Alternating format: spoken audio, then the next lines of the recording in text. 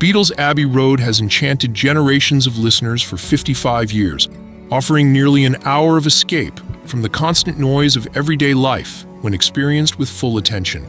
For one fan who vividly recalls the album's arrival in 1969, the memory is tied as much to the moment as to the music.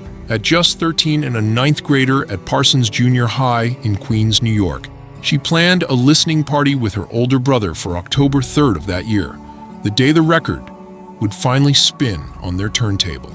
Although the initial impression of the songs has blurred with time, the details of the evening remain crystal clear, from the embroidered bell-bottoms and chunky jewelry she wore to the group of new friends her brother brought along, turning the occasion into a teenage celebration.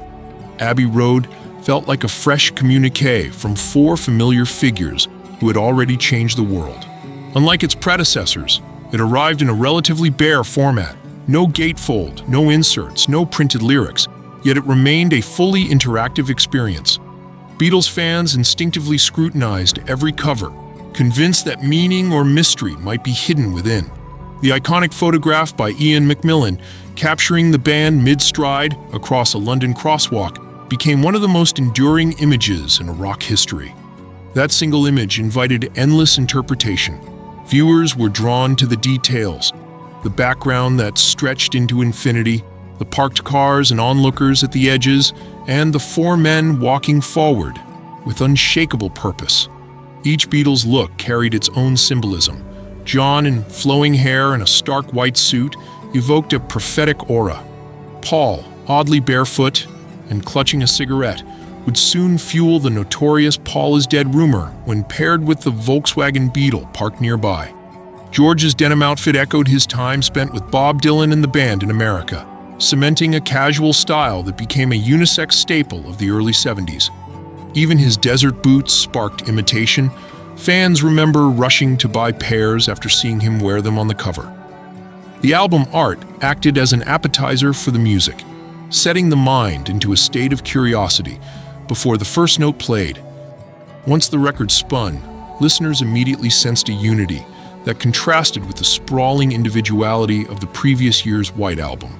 Here were four musicians weaving their voices and instruments into a seamless fabric, their harmonies rising together in moments that felt both intricate and effortless. For first-generation fans, the second side of Abbey Road became a singular experience, 15 uninterrupted minutes of music, stitched together from fragments by Paul McCartney and producer George Martin. The medley felt like a miniature symphony of Beatles essence, something no earlier album had attempted. Listeners even found themselves puzzling over playful touches, such as the faux Italian lyrics of Sun King, which baffled families as they tried in vain to translate the nonsense words.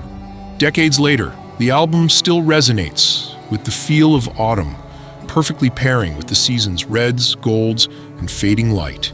The 2019 anniversary remaster, crafted by Giles Martin, showed that his father's legacy of production genius lived on.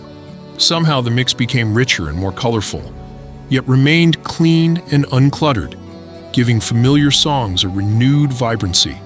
Listening to Abbey Road today still evokes that indescribable feeling that only this album seems able to deliver, a timeless work that continues to unite Beatles fans across generations.